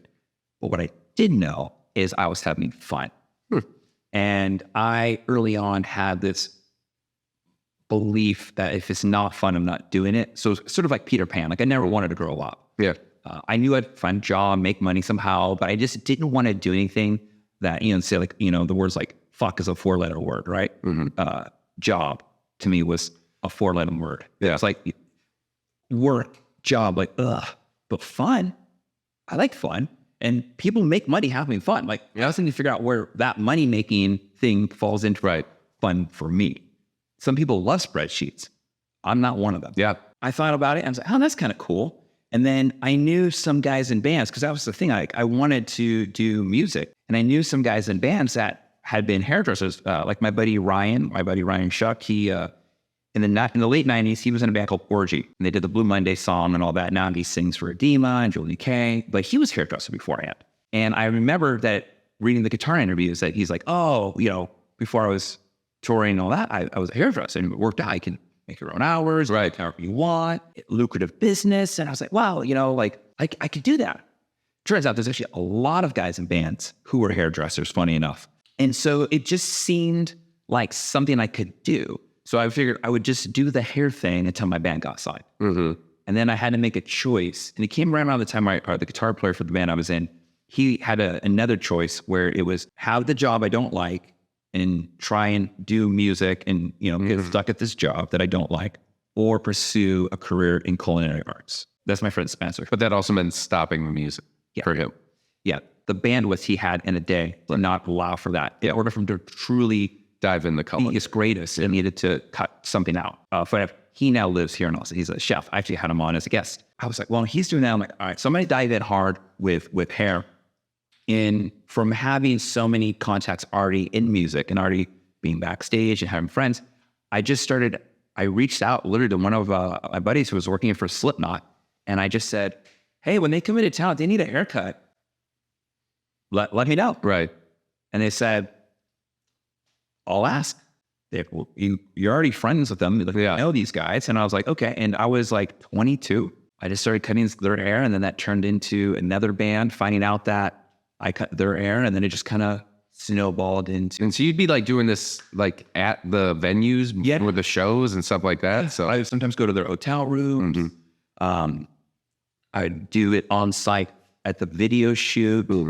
So you're like styling too. It was more than just the cut. Yeah, cutting, styling, and all that. And I go to the concerts early, which I'd always be at. So I was already there. The perk of that was instead of getting a guest pass, I had a working pass, which allowed me to have more access. And it also meant that for some bands, the guest list in LA was packed with like industry people. But if you're working, it's a completely different set of. And I don't want to say working is unlimited amount of people. But you can justify, hey, there are hairdressers. Oh, well, that's not a guest. That's a working person. Yeah. And it was cool because then I didn't have to be chaperoned by an actual laminate to get in and out of the rooms and all that. So that's how I just got into it. And I specifically that niche, because I was already friends with a lot of those guys. I don't know if it was like a good thing or a bad thing that I played music. I think it was a good thing. Instead of talking about the elements of fame or celebrity, or, you know, like asking like, oh, what was it like when you met this person? Right. I could just be like asking like, so tell me what kind.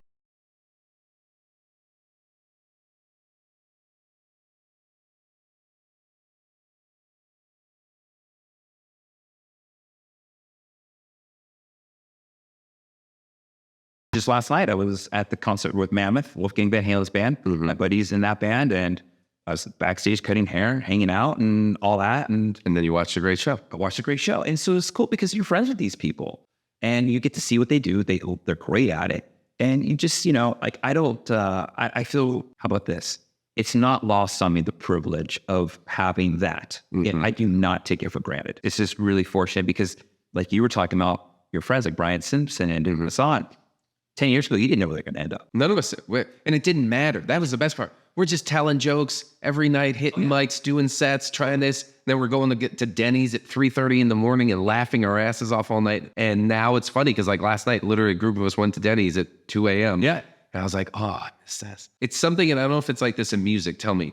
There is something magical about when none of it matters. Like before anyone's paying you to do anything, when it's you're telling jokes just to tell jokes and get better and da-da-da, like you're all, nobody is anything. There's no pressure. There's no pressure. Yeah. And then all of a sudden somebody's like, well, I'll give you $800 to do the thing. You're like, oh, I can't bomb tonight. Like I can't, you know, you're doing weekends or you're doing a corporate gig and now there's money involved and you're like, it's like, it's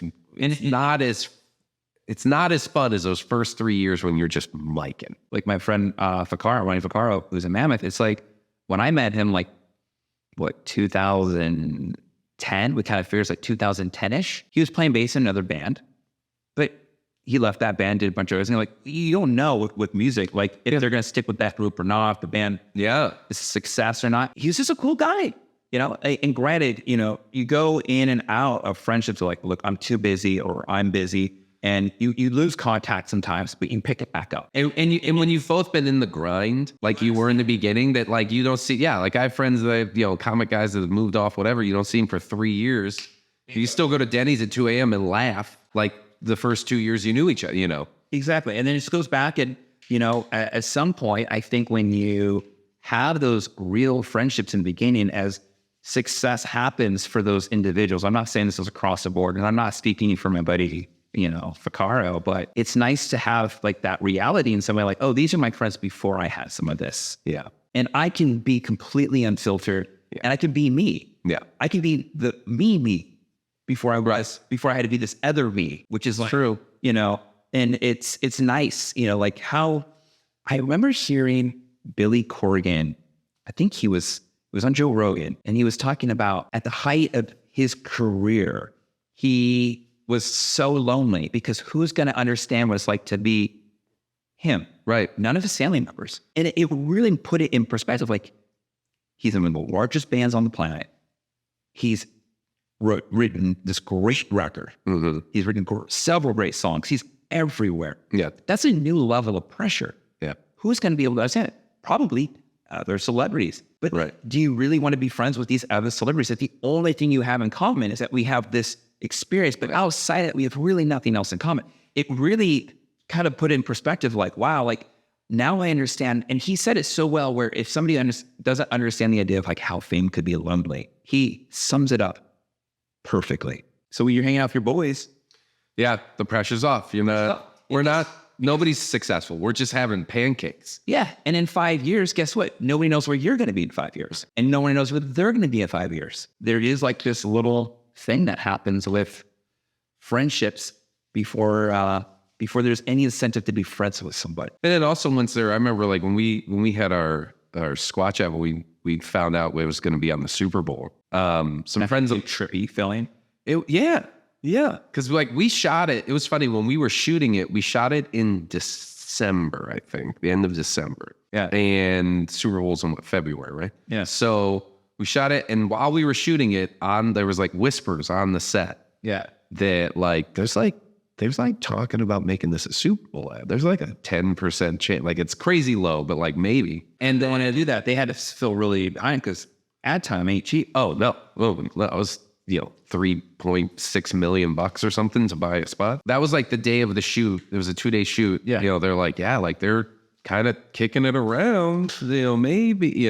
And then like 2 weeks later, they're like, there's like a 25% chance. And it just kept going. And then we didn't know it was going to happen until the week before. Really? And they were like, it's like a go. Like we think they're going to do it. Yeah. Like if everything works out, yeah, it's happening. I will say this, that day was a very strange one. It was like the height of COVID. So I was supposed to have friends over. I was going to move my TV out to the porch. We were going to cook burgers on my little patio porch area. And I had the TV out there. I was like, I was going to have some friends. My daughter was with me. They were going to have their kids. It was going to be great. But outdoors because COVID, we were all going to die. I got a call the day before from another client. The weekend before the Super Bowl, I had been shooting an ad in Phoenix. The guy that you were on set with tested positive. You were technically in a scene with him. You guys were 6 feet apart, but you were right there. And this is like early COVID, right? Like never. So I called my friends like, hey guys, I might have been exposed. I don't know. We don't know. Nobody knew what that meant even at the time. So like we canceled the party. So it was just me and my daughter. My daughter did not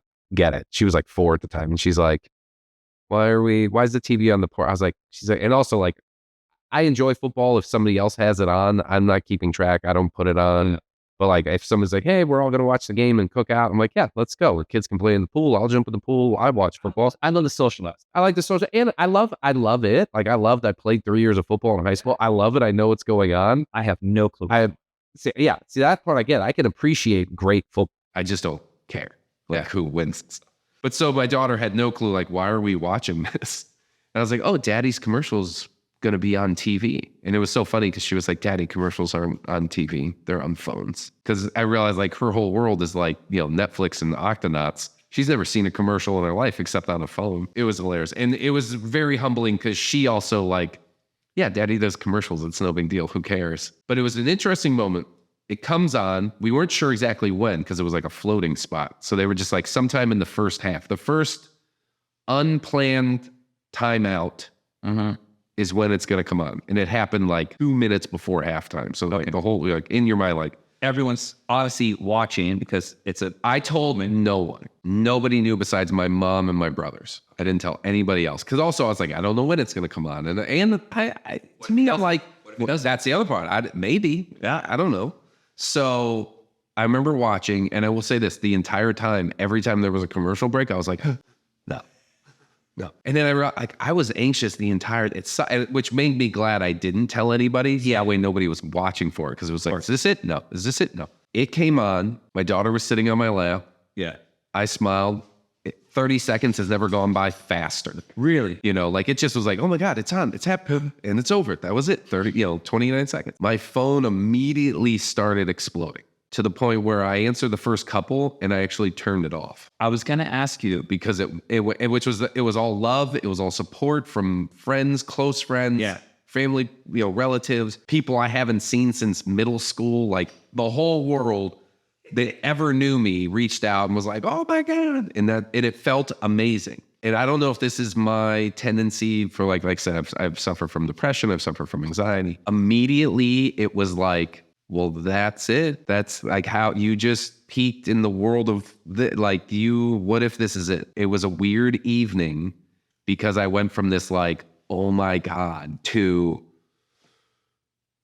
kind of like the very first time I did stand-up. Well, how do we top this? Like it's over. This is the down slope. Like you did this. Now it's only down. So with that, the thing that I'm thinking is, so you have this high, right? Yeah. And now you start getting to the low. Yeah. From the commercial airing till that moment of lowness or lowerness. How long was the joy? Yes. Minutes. That's what I thought. Minutes. That's what I thought. And you talk to any comic, it's really funny. You talk to any comic, you can have an amazing set. That high lasts until you get to the car.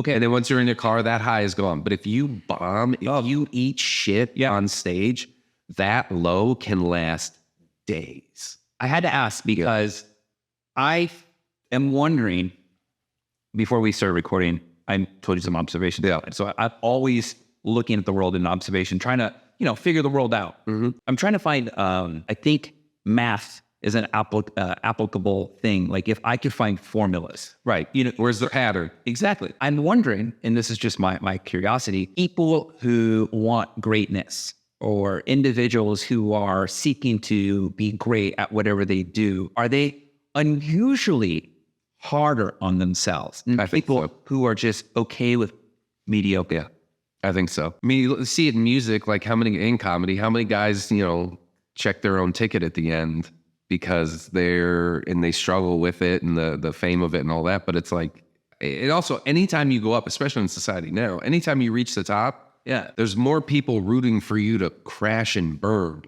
and keep flying high. The crash and burn is a better story.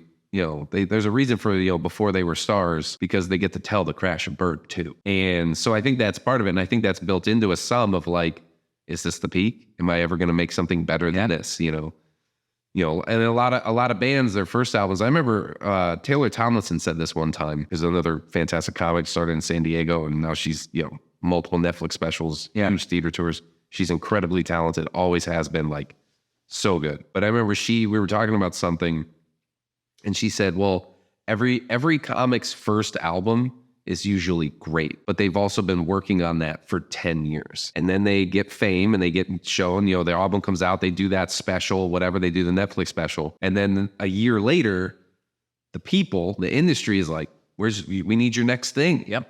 And so the first album they took 10 years to write. And then the next one they took a year and a half. It's in some cases. And it's like, how do you... It's not even a year and a half. If that, yeah. Depending on who's putting the pressure on. And a lot of times it's the comic themselves. Yeah. Because you don't want to I'll be irrelevant. Like, what if I don't come out? They'll forget about me. Which says something for people like, I'm going to say like Dave Chappelle, who in between his specials comes out. They're not far apart. Well, but Chappelle also disappeared for 10 years. He did. So and then he put out 4 specials in a row. During that 10 years, was he writing the whole time, or was he... Chappelle, he's always writing. Comics are always writing. It's never not a thing. You're always looking, like you said, you're always looking at the world for the pattern. Yeah. And then the break in the pattern. Well, and that's the joke, I always thought, I'm like, man, like Dave Chappelle is like a genius. He's the GOAT because he's coming out with these specials, and they're just, he just kills it every single time. And there's bands that I always think of that take a long time between records. Mm-hmm. But when they come out with that record, it sounds equal to their previous records. The first band that comes to mind, and I don't care if people like the band or not, but they're consistent with putting out a quality product. This is the band Tool. They take like 4 or 5 years between... Which makes sense. Well, you make a record, then you tour on it for about a year or 2. Right. And then you got to re-assimilate to civilian life. Yeah, and just being in the studio. And then you have to figure out, we now got to write songs, and we all have our lives. It makes sense that there's, a gap between that. But then you look at like Prince. Like I remember seeing some documentary about him, and he had a studio on the bus. Yeah. And literally they get done. I mean, there was an interview with, I believe, his engineer. She's like, I was on the bus. Like, we didn't just work at home. Like, we were making music everywhere. There's those guys. And she was like, we would get to the venue, the show's at 8. We'd get to the venue at 1. He'd do a 3-hour sound check because that's what he does. He loves playing music. So he put on a 3-hour concert to the guys setting up the chairs because he's playing with his band. His band, there's friends and they're just jamming. And he's a perfectionist. She's like, then he'd stop, get ready for the show, do a 3-hour show. Then we get on the bus and he'd immediately the bus would fire up. They'd start running down the road and he's already got an instrument in his hand and she's at the deck. Yeah. Pulling levers and recording shit because he's already worked. The guy never stopped. There's those guys too. And I think those are those are the exception to the people of that industry. Yeah. But he's got a catalog. Isn't it there's something he's got vaults of songs we'll never hear. Yeah. I've heard that the music he has is not only amazing, it's almost endless. Yeah. But the question, why won't... There's something with his estate. I think because there was no executor, and I'm probably making really bad assumptions. Right. So I remember hearing something or reading something that it gets messy with his estate because there was no direct heir or no direct written thing.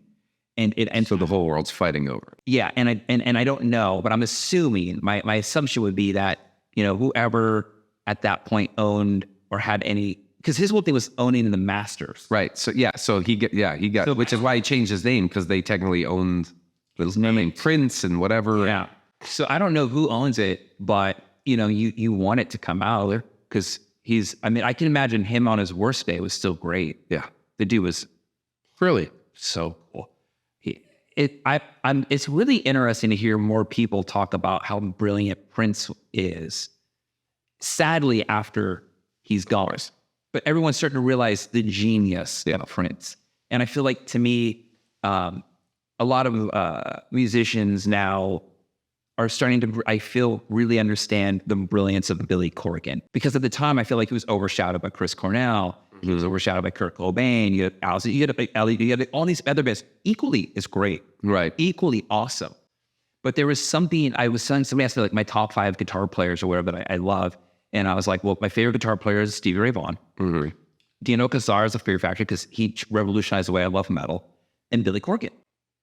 Which that I don't think he makes it on lists very much. Billy Corgan is one of my favorite guitar players. He's to me, he's like he's like the grunge Prince. I bet you he has a treasure trove of amazing songs that because he's a perfectionist, they don't quite meet that. But I bet you they're amazing. I bet you they're amazing. Right.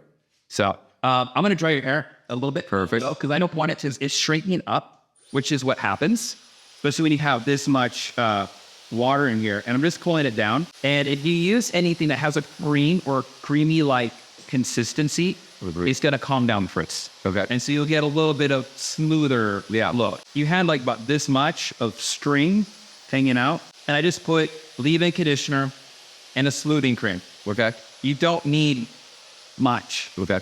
Especially if you're going to let your hair air dry. Apply it to the ends. You don't need to put it all over. Okay. So, you get a shower, just run it to your ends, squeeze it out, shake it out, whatever you want to do. And what you'll find is that your ends will just have a little bit more of a polished effect. They're not going to be as frizzy, so I'm going to let it dry. Remember you played on cleaning up my beard today? We can. All right. I think it's cool that you've done all that. And I'm glad that you did something scary, which was following something that brought joy to your life. Yeah. What's funny is I remember I was maybe 3 weeks into my adventure and I was in my truck and I believe I think it was when I was in New York. Like I said, I've been living out of my truck, couch surfing on friends' couches, making new friends, doing open mics. And I felt so like my heart felt full. I felt fulfilled. I was like, I'm on this journey that I love. Yeah. I am failing, but I am loving it. I am meeting great people. I am getting on stage. I don't know if it's an epiphany or whatever, but it was like, I will do this for the rest of my life because, yes, I have never had less money, but I have never been more happy. I made a decision then that like, I will be broke and tell jokes for the rest of my life if that's what it means. I am fine with that. And I even said that like when I met my, the woman that became my second wife, we were on a date and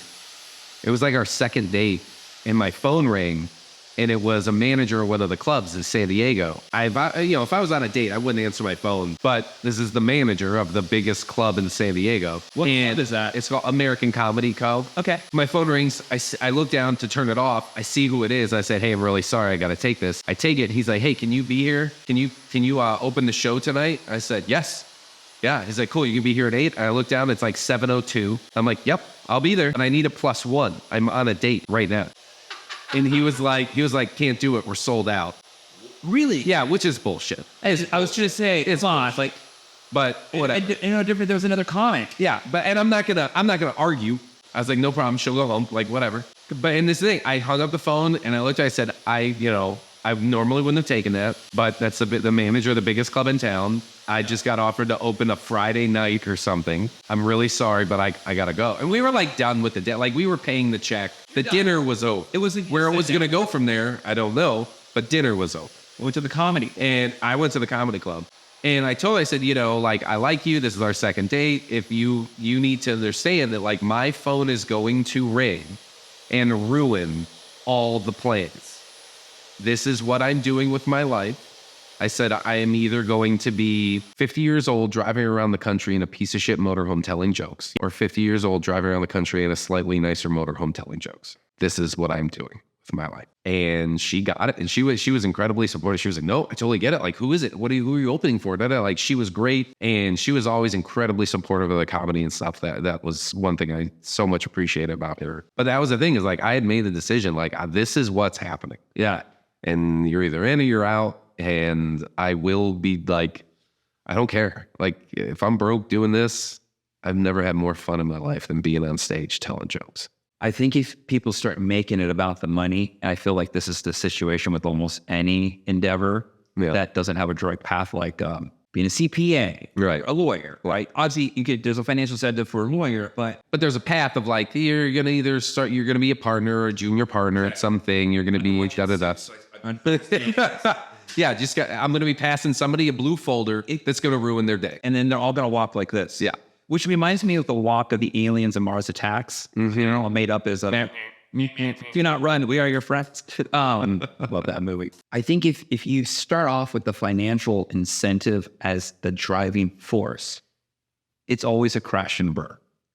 Yeah. In the sense that at some point, you realize like, oh, I just traded this thing that made me miserable for this thing that I self-made me miserable because I did it for this money. And I hate the fact, I'm sure it was like this in music. Like you said, like, oh, I'll cut hair until my band gets signed. Like, I remember those first couple of years, which now I look back at so fondly, of like, that, like, nothing mattered. We were just telling jokes 7 nights a week, hanging out.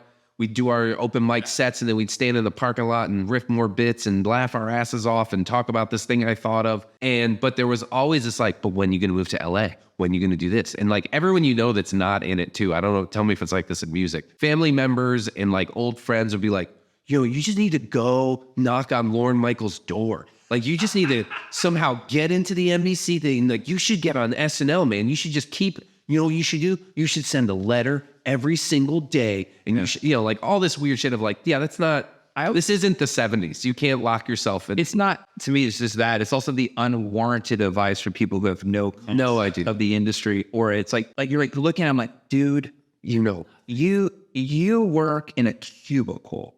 Your day, everyone is planned for you before you walk in. Yeah. Like, you have structure. Right. You have like it's so like 9 to 5. Yeah. 30-minute lunch break. But I feel like even as a hairdresser, it's a very same thing. Like, you have to hustle. Yeah. You just don't show up to the salon and the busy bus comes along and drop it off a full day of clients. Right. You have to work, and you have to be passionate about what you're doing, because there's going to be days where you're going to be like, well, today sucked, but I still got to do the job. But not only do I get a job, like, you have to think like, why did I get into doing this? Oh, I know why I got into doing hair, because it's fun. I get to talk to people, and I get to do something that's creating the art temporarily, like Christo, like, hey, it's 6-week art but on your head, whatever it is. And it's problem solving. Yeah. Hey, here's your problem. Let me help solve it. That is why I love doing what I do. Mm-hmm. If I won the Powerball, I would still do it. I'd still be kayak. You would still be telling jokes. Yeah. You would just have a really fucking awesome motorhome. Yeah. Going around the U.S. Exactly. I know. One with the hot tub. There you go. Let's talk about your beard. What are we doing? Clean up the neckline. Okay. And just like, clean it up. That's it. Are you keeping the same density through here? Yeah. Okay. Yeah, I don't fuck with density. I don't really change it up much. So people like it short. Like, I let it grow, and then I like to just kind of trim this down. I, for the most part, don't go below a 3 on a clipper. All right. Well, let's get in that habit. All right. Then see the gray coming in there. Oh man, I'm starting to get it on the chin like an old dog. It's awesome that you're just making that commitment and you're just going with it. Or I'll say this though, because now I have a kid. Oh, so now it went from like I'll live in a van and tell jokes, like that'd be that sounds amazing. You can't now. And now I'm like, the kid can't live in a van. Like, now we have to have some level of success to provide the security. Well, for the kid. If this was the 60s, you could have done it though. Just raise them on the road. Yeah. Homeschool. What's a better way of understanding American history than traveling around all the states? Yeah. Well, the hard part there is like her mom and I are together. Yeah, that creates a problem. All right, I need to make sure I got that lining one because it looks pretty good. Yeah, actually, it looks about right. All right, now let's go through and clean up all the little hairs. This is the fun stuff. This is where I'm always worried that it's going to like pinch or something because facial hair sometimes can get really stubborn. So tonight you're doing Mothership, right? No, tomorrow night. Tomorrow night, yeah. So Monday I'm doing just hopping on the mic, and then Tuesday I'm doing both Bottom of the Barrel shows. Brian Simpson, Bottom of the Barrel, and then I'm also doing a set at the Sunset Strip Tuesday and at Creek in the Cave, a lake set. Oh, that's cool. So yeah, Tuesday's going to be a blast. So today is which one? Brian Simpson's? Tuesday going through it. Today I don't have anything. There's an off day. Today might be. I don't know if we're gonna try to get on something, but oh wait, no, sorry. Tonight I'm doing the mic at Mothership. It seems since Mothership has landed, no pun intended with the space stuff. You hit it. It worked. What? You hit it. It worked though. I like bad jokes. I'm a dad. I can make them. I tell people, you know, I have a license to make horrible jokes. Right. Yeah. And your kids love them. That's the thing people talk about dad jokes. You know what would happen is I would make these really bad jokes, dad jokes, when I was like in my early 20s. Yeah. And everybody in the break room would be like giggling and go, stupid. Yeah. And I'm like, then don't laugh. You're only encouraging more bad. Yeah. I'll keep it coming if you keep laughing. Exactly. It's on you. Yep. Not my problem.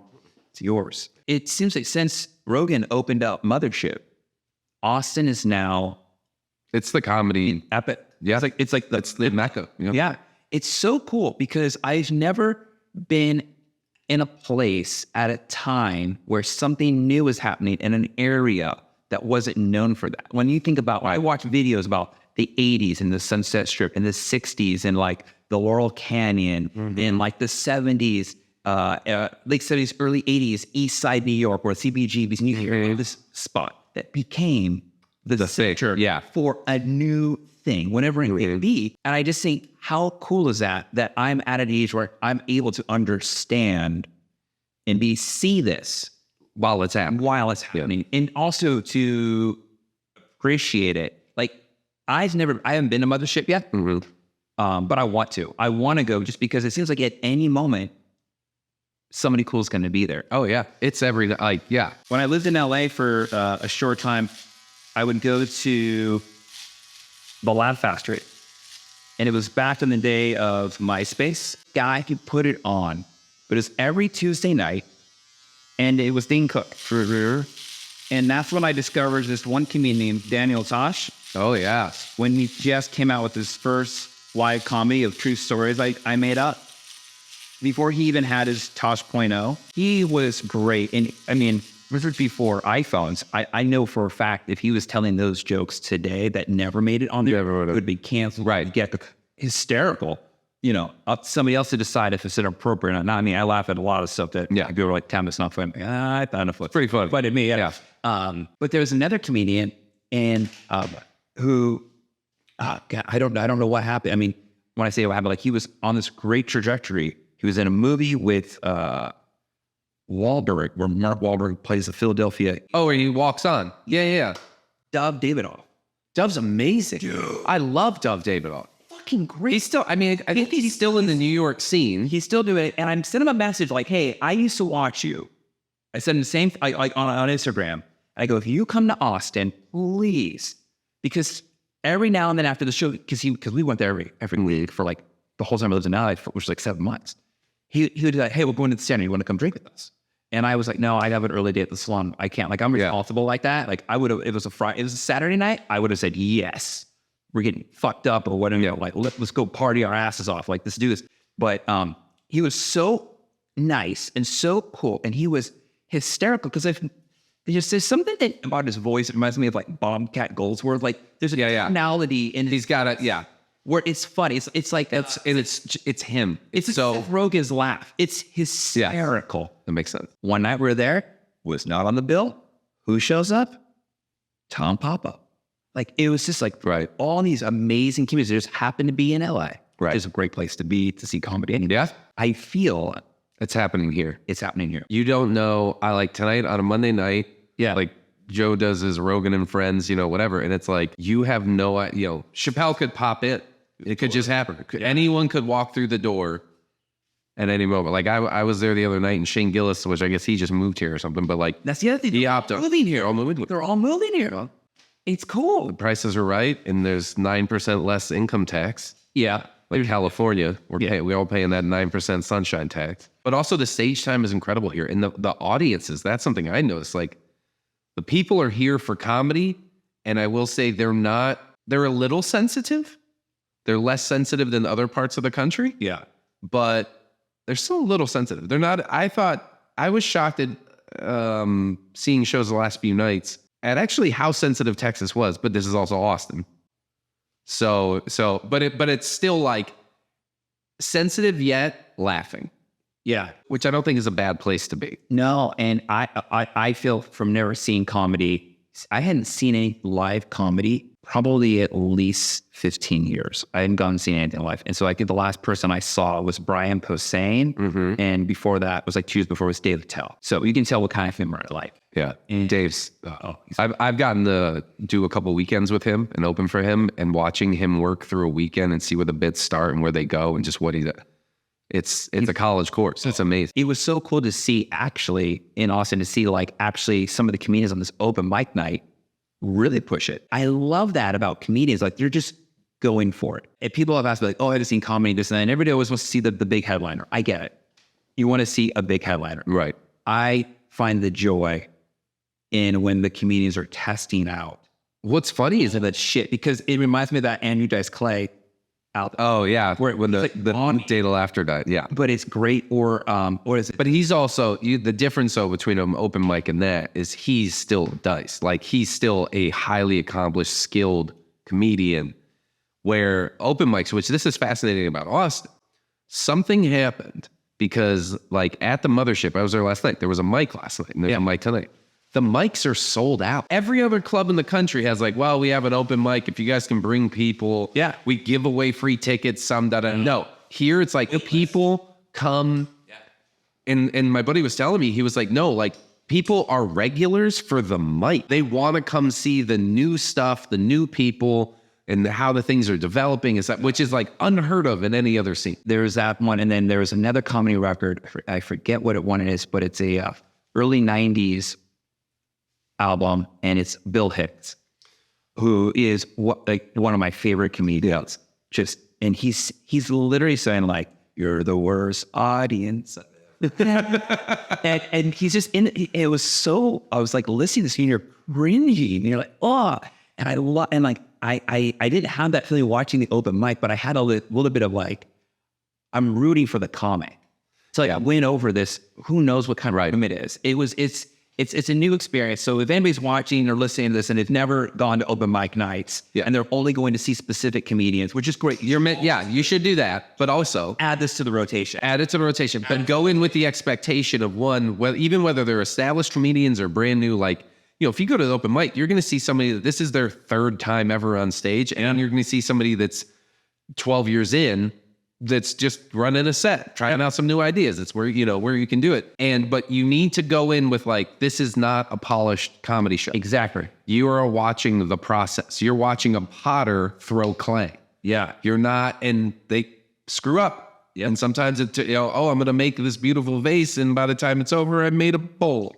Still a thing, right? Unintended, but it works in some fashion. So, and that's the problem is I think a lot of people go to open mics or they don't realize they're going to an open mic. Mm-hmm. And then when it's not good, it like turns them off to it like, whoa, those guys were horrible. And it's like, those guys were trying. Those guys were prepared to fail. They're the only like, who goes to work with a list of things that they're like, today's not going to go well. Good chance today's like nobody else has to go to work.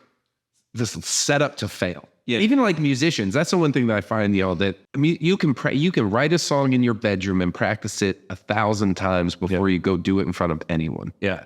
You can have an idea for a joke, really think it through, come up with a couple different punchlines, But until you do it in front of that crowd, you don't know. You don't know where the beat exactly is, what the timing's going to be. Oh, like this part they laughed at. I wasn't even expecting to laugh at that part, which means I'm going to say that part now, and now I have to have a beat. But if I say this other thing the way I was saying it before, then the timing's off. So I need to actually adjust this because they laughed at something I wasn't planning on. Yeah. Da, da, da, da. But then you go do that, you do all that work, and then you perfect how you say this thing.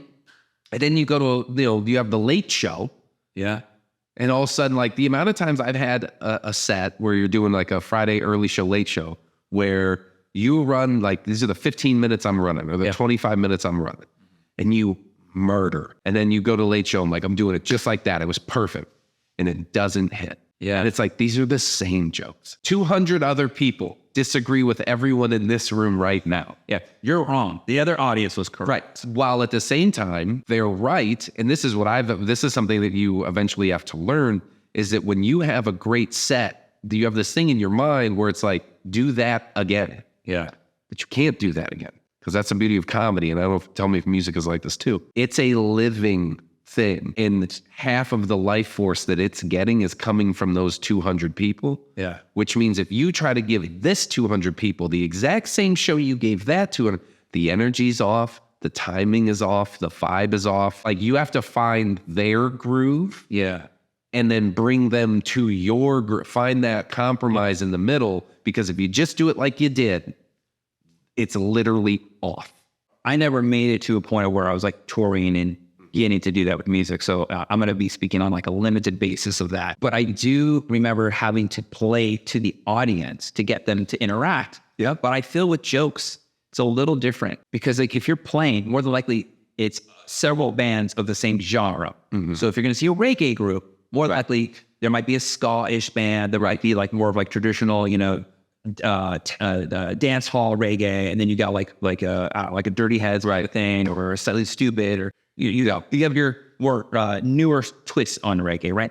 So I think as a fan going to a show, you have a vibe of who it is. With these open mic nights, it's a smorgasbord, free for all. Yeah. So literally at the buffet, it's like a sizzler buffet. Yeah. Hey, you want crab? You want shrimp? You want steaks? You want potatoes? You want Jello? You want the Jello? We got Jello. Yeah. There's a chocolate fountain. Yep. And it's a little bit hard to gauge what you're really in for. And to your point, I feel comedy is like when you kill it, it's you somehow for that moment, you get to possess lightning in a bar. Yes.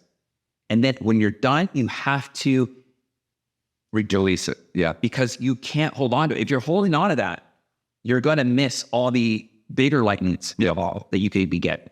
You could be catching thunder and lightning, not just like little, you could be getting a whole storm of awesomeness. And I think comedians have it hard. I think they do, because testing out jokes, it's hard to tell the joke to your friend. I mean, like, you ever run stuff by comedians where you're like, hey, I got this thing. What do you think? This is the setup. This is my thought. And it's like, this thing here. Have you thought of this? That you can help write. But again, and still you put it in front of the people. Yeah, but see, a comedian is still too close to the source of like, is that funny? Because comedians, I don't find laugh at jokes. They go, that's good. Well, we're broken by it. Yeah. That's like, funny. But you realize it's funny. Where like, if I wrote a song, I could record it and play it for my manager, right? At like my, my job that I'm like looking for is at. I could play it for my neighbor. I could play it for my girlfriend. I could play it for my best friend. And I don't need any context. Yes. I wrote a song. Yeah. Do you like it? Yes or no? Or if I were to bring those songs to like my friend who's an awesome musician, they go, oh, well, the bridge is too long. Have you thought about these extra harmonies? Right. They're so in the weeds of fine tuning something that they kind of miss the mark of like, are people going to like it? Like, yes, this isn't done. Because the majority of people who buy music aren't musicians. No. So are you writing songs for other musicians and other comedians? Or it's like I always say, like, am I cutting hair to impress my hairdresser friends? Or am I cutting hair to make my clients love the way they look? Right. And that's, we struggle with that too, because like there's a lot of things of like playing to the back of the room, which is where all the comics are sitting. If the only people laughing at your jokes are the comics, you need to adjust your jokes. Yeah. Because the room are the people buying the tickets are the ones that need to be laughing. Yep. Now, there are definitely like Attell has his own flavor. He is not for everyone. But his people, that's the beauty of now with social media, everything. It's like with music or comedy, like when you find your niche, when you find the people that really like what you do, you can actually reach them now. You don't need the studios and the record labels to, we're going to put this on these stations and we gotta get the whole world. Like when the whole move in like the 2000s went to like everything's pop. We want to sell everyone's record. We saw what happened. Yeah. And then now it feels like everything's kind of, people are going back to like, no, this is what we do. Yeah. And we'll find our, so. And that's, I think, same with comedians. Like, you don't need everyone, which is hard because you want everyone to kind of like, I don't know, that's something I've always struggled with. Like, I want everyone to enjoy what I do. But also, you don't need 10 million fans. You need like 300,000 that really like what you do. And if you have that, you can sell out venues in every city in the country and make a living and do your thing. I think that's like perfect way to finish this. Thank you. I look fantastic. Thank you. You don't have a man. It's not. You're not Lord Farrakhan. No. All right, cool. So thank you. And thank you. Adios. Thank you, everybody. See you.